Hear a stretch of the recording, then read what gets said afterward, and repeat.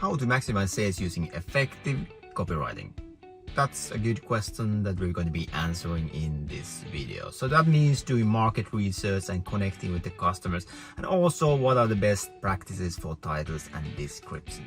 And as a bonus, I'm going to be telling how you can use ChatGPT together with Helium 10 for your product listing on Amazon. So hit a thumbs up and subscribe to the channel.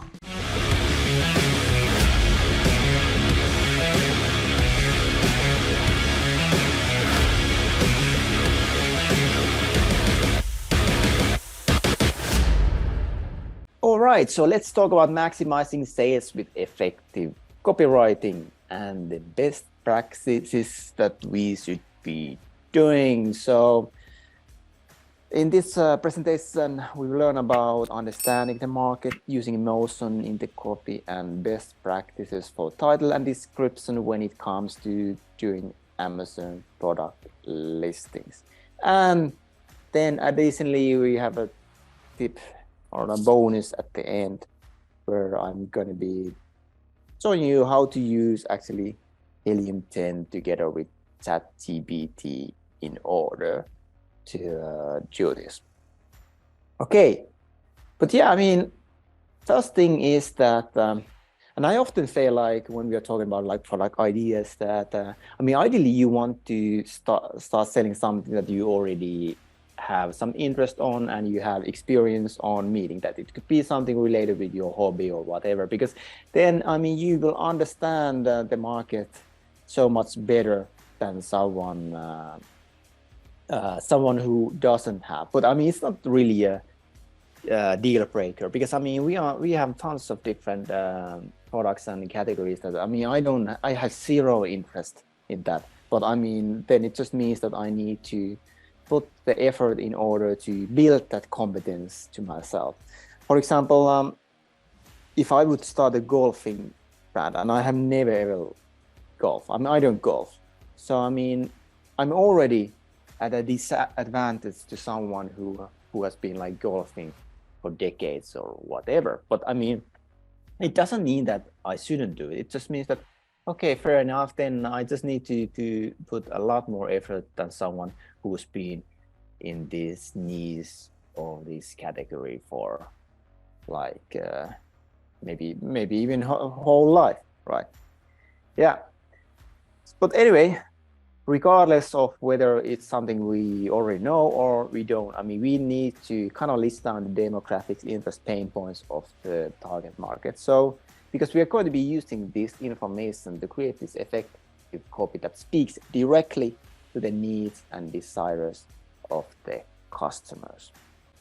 Okay, so let's say the demographic is like men and women 25 to 45 who live in urban areas and have a household income of like 50K to 70K. So they're a bit above the like average in US, let's say. So let's say that the comfort is to emphasize the cushioning and support features of your shoes that make you comfortable for long distance running.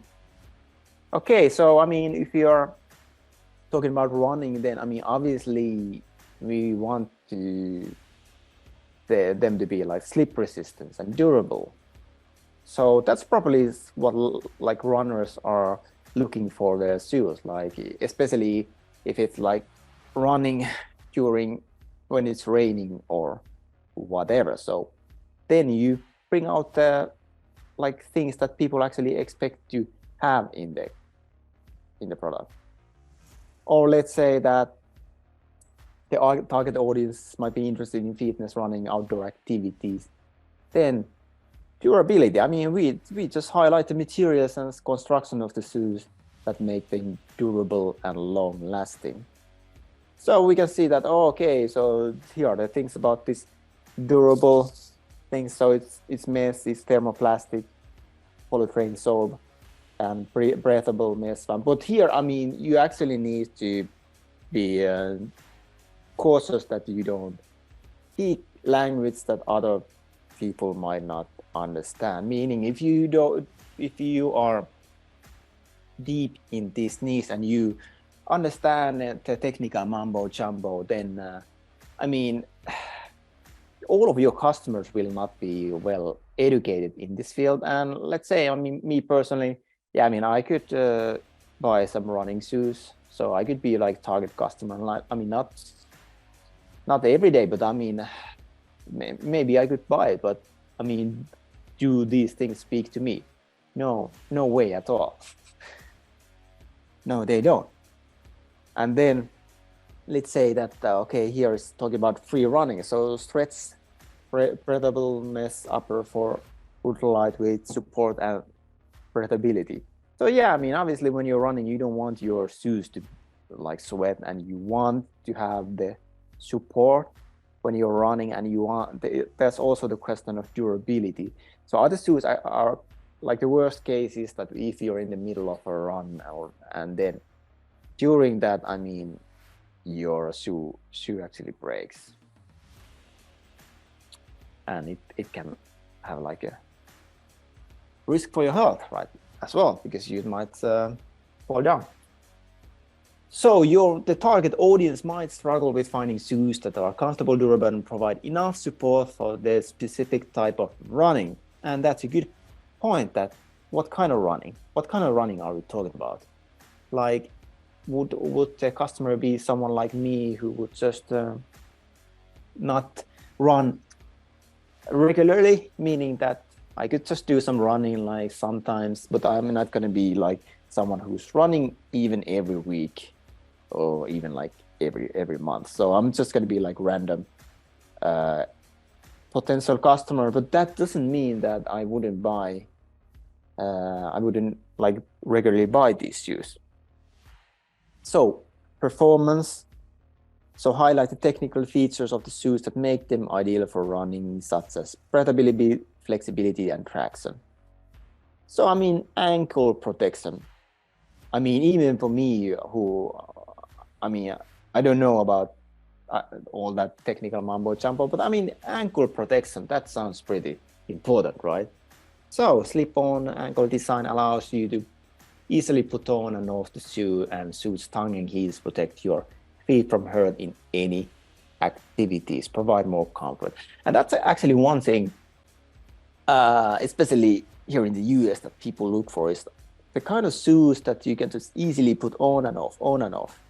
So that's definitely something that speaks to the target audience. Then understanding the market. So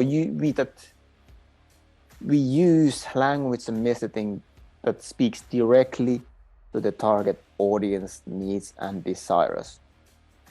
So that means that, okay, fine, some people might get the technical like mumbo jumbo, but I mean, we cannot use that kind of language to speak to all the different customer segmentation. So we have to have a bit of more better understanding of what are the different segments of our customers, and like what are they like basically looking to have from this product.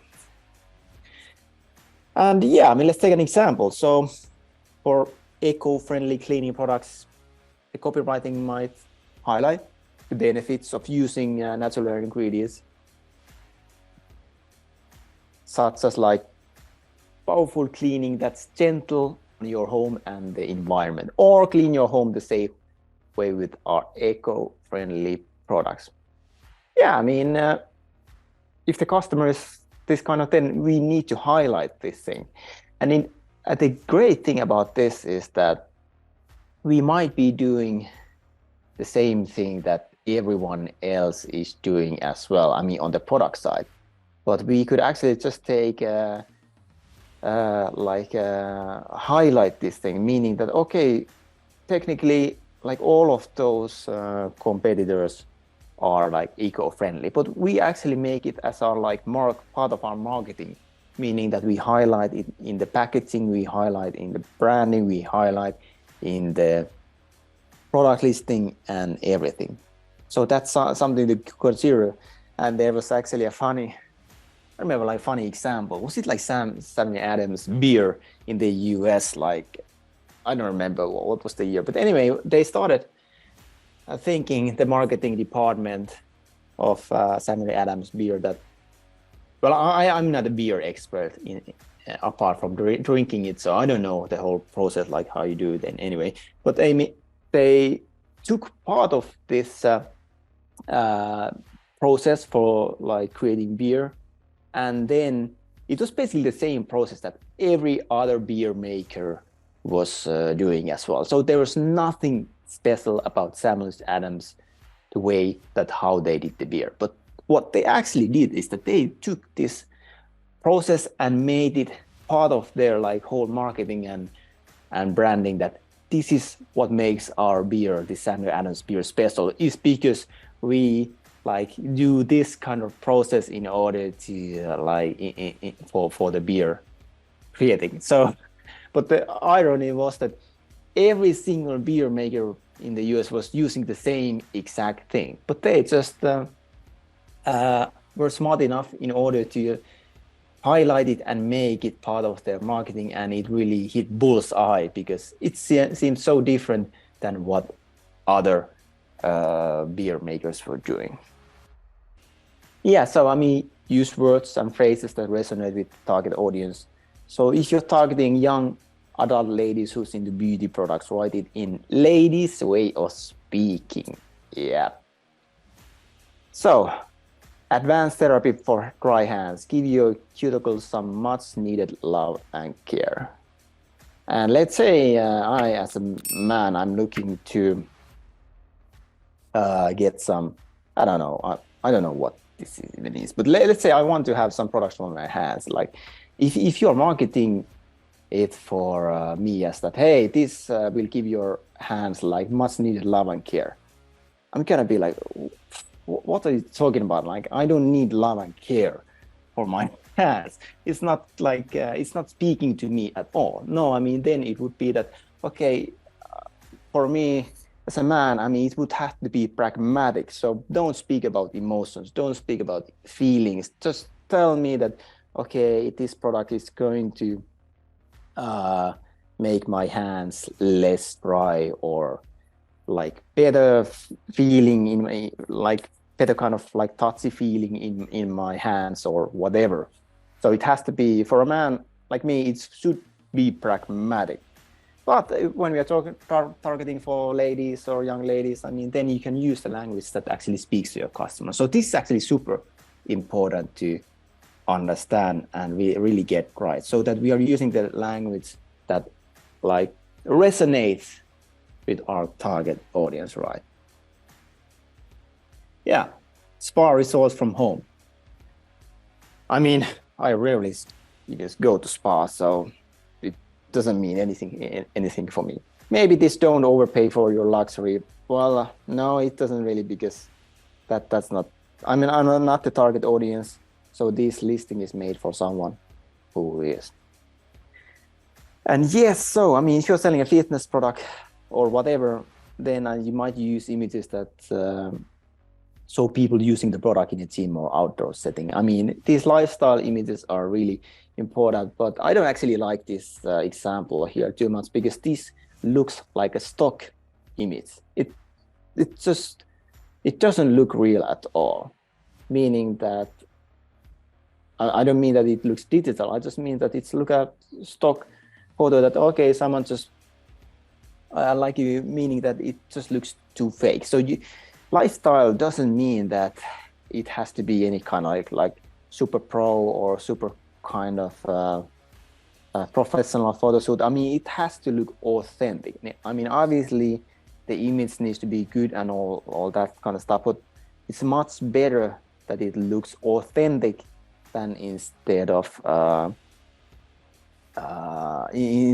stock photo, because what stock photo means that, oh, okay, there's just some company who made this, and so it's actually part of advertising marketing instead of being something authentic, like real users using, really human beings using that product, right? And infographics, diagrams, yeah, yep. If you're selling like tech products, then diagrams can be used to showcase their product works and highlight the key features. So absolutely. So we need to highlight what our audience sees as important. One thing is that we want to make this, I mean, especially with these technical gadgets, I mean, it can easily look so messy, and it can be easily so difficult to read and hard on your eyes. So that's why we actually want to break up the copy and just make it easier to read, so that, because like usually the attention span of people online, it's just going to be like 5 seconds or whatever. And so you quickly need to get the point or find the thing that you're looking for just by doing like quick look for just a few seconds. So that means that, okay, I mean, obviously if this is some kind of camera, then I care about the quality. So that means that you need to highlight this HD there and what kind of other qualities there are. And then, okay, if it's important for me that there's integration with Alexa and Google Assistant, I mean, it needs to be highlighted so I can just quickly get the idea that, hey, does this product actually match what I'm looking for? And if it's some kind of like this kind of security stuff, then obviously I care that, okay, is it like local or cloud storage, what kind of space or hard drive there is. And then any other thing that, I mean, typically if I'm looking for security in terms of camera, I care about the visibility in that sense, that how big of an area can it cover. So that means that we need to highlight that, I mean, that information has to be easily readable in their like product listing. And it's not enough just to say that, man, yeah, it is there, but just consider that, I mean, people are not going to spend 10 minutes or even 5 minutes looking at your product listing. No, it's more just like, okay, they are searching for it on Amazon, and then they end up in your product listing, and they just browse it for a few seconds and go to the next one. So it's going to be that short. I mean, when it's that short, then we have to make sure that they actually get the information that they are looking for. So we have to make sure that actually we get their attention. Yeah. So, I mean, emotion. Yep. Desire, satisfaction, comfort, safety. So for sure, price is absolutely one of the main driving factors of in buying decision, because that's going to decide whether people even end up on our product listing. But obviously, I mean, if everyone is using the same price or similar price range, then that mean everyone's already doing it. So, and if that cannot be our advantage, that we would be able to sell with the lowest price. Because let's say that we would sell at the lowest price, then, I mean, it doesn't really matter what we do, right? We could have a total crappy listing, like ugly images and everything. But I mean, if everyone is selling for $50 and we are selling for $20, then probably we are going to be getting the sales, right? But in most cases, that's not the reality. So we are not going to be competing with price. So that means that we have to match what everyone else is doing and then deliver something better. So we have to match the price, and then we have to over deliver on some other things. And then if we do this well and we actually get more market share in the key result, then we are going to be able to sell our product typically higher price than the competitors are, right? And yeah, I mean, storytelling. So selling me some kind of skincare product, I mean, telling a story about how the product has helped people feel more confident and comfortable in their own skin. And by the way, it was one good example about like speaking the language that your audience is like. Very funny example is this one product in the US. I mean, they are selling wet wipes. And how many brands, how many companies, how many different products do we really need to sell the same wet wipe? Because come on, let's face it, it's mostly pretty similar products, meaning that, okay, I mean, it's just gonna, first of all, it's gonna moisture, but then it's also going to clean. So there's some kind of cleanser, and then also it's going to use some things that are not going to like dry your skin or whatever. I mean, that's pretty much the basic functionality for this kind of wet wipes, for you to use your hands or whatever, or wiping like you're wiping like whatever. So do we really need like millions difference of products? And you could ask that, hey, is there really need for someone to create a new wet wipe product? But the funny thing is that even though there's not such a like difference in product, I mean, there are a huge difference in these brands and what they're doing. And a good example is this like dude wipes. So they're basically just making wet wipes that are targeting men, that are targeting dudes. And you see that like brand everywhere in the US. And I mean, they are also selling on Amazon, so you can take a look. I mean, you could ask that, hey, I mean, do men really need their own specific version of wet wipes? I mean, in the product itself, I mean, sure, it might be a bit bigger or whatever, but I mean, still, it's going to be pretty much the same product. But it's not question of matter of needing. It's just matter of like choosing this direction for the brand and basically finding not just like, that's actually not even about finding your demand. I mean, that was basically about creating the demand. They basically created this whole new target in wet wipes targeting for men. Yeah. Okay.